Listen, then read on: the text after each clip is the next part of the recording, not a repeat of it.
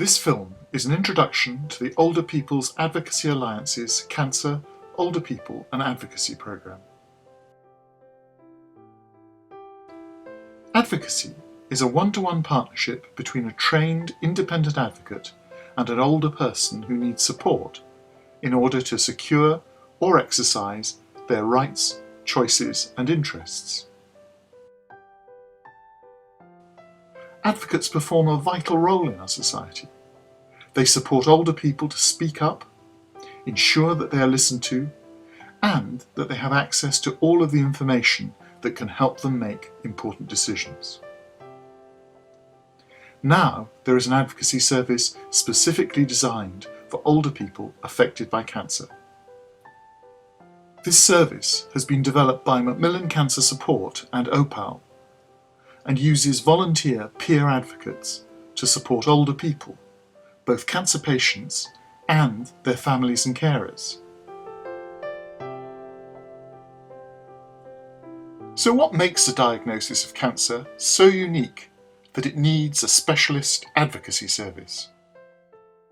Cancer comes along and it makes a fairly abrupt introduction into your life.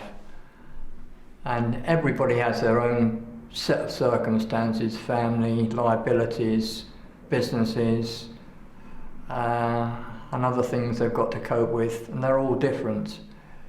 But again, I thought there's got to be some sort of framework there to hold all this together, because when you go in for your cancer treatment, you're out of action, you're not helping anybody, you're not a carer anymore, somebody's caring for you. So from that point of view, I realised, you need help in a big time. What do you feel you can do to help an older person affected by cancer? I can offer them support, which helps them emotionally, to know that there is somebody on their side and going to help them through the process. I can attend hospital appointments with them. I can attend chemotherapy appointments with them. I can help them with any finance issues with regard to signposting them to other services, if there are financial implications for them. I can liaise on their behalf with various agencies. Generally support them throughout the process. You need somebody in your life that you can say all the things that need to be said that you can't say. Advocacy gives you that, and it is the only thing that gives you that. The medical people will take care of your health. They will do everything they can, but an advocate will provide you with that person that you may not be able to find. Not everybody's got them, and even your friends love you, and you can't have those conversations. Believe me, I know. Most of the peer advocates are volunteers, themselves older and themselves affected by cancer, so they are uniquely placed to understand the challenges facing the person they're supporting. How can advocates help people who are affected by cancer without actually having cancer? We've had a number of inquiries from the relatives of people who have cancer, and that can be about, how can I best give emotional support to my family member. My family member, he or she has been told this or that is the best treatment to have, or something like that. Is there any way that I can sort of check that out or find out more about that? So I think a whole range of different types of inquiry. I think also sometimes carers may want to share the emotional pressures that they are feeling, and feel that they can't share that with other family members for quite understandable reasons. An advocate can be a listening ear to help them to sort of think through what are the issues that they're facing. Do they want additional help themselves from professional sources in terms of counselling or other support, and can help them get a bit of clarity about the help that they want.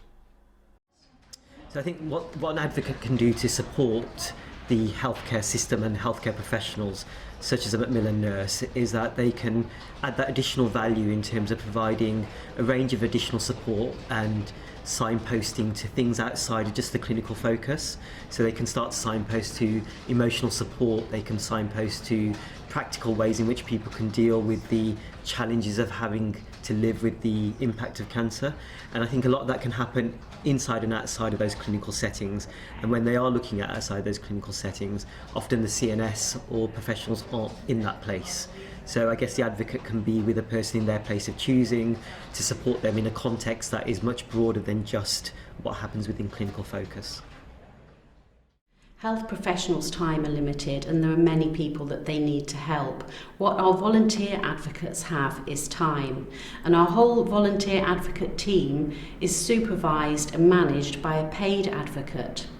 She supports them and she leverages all that free time that the volunteers give, and there's an enormous cost benefit in that. So what do you value most about having an advocate? What I really value about having an advocate is having somebody to talk problems over with, and to have somebody to help me to figure out how to sort those problems out.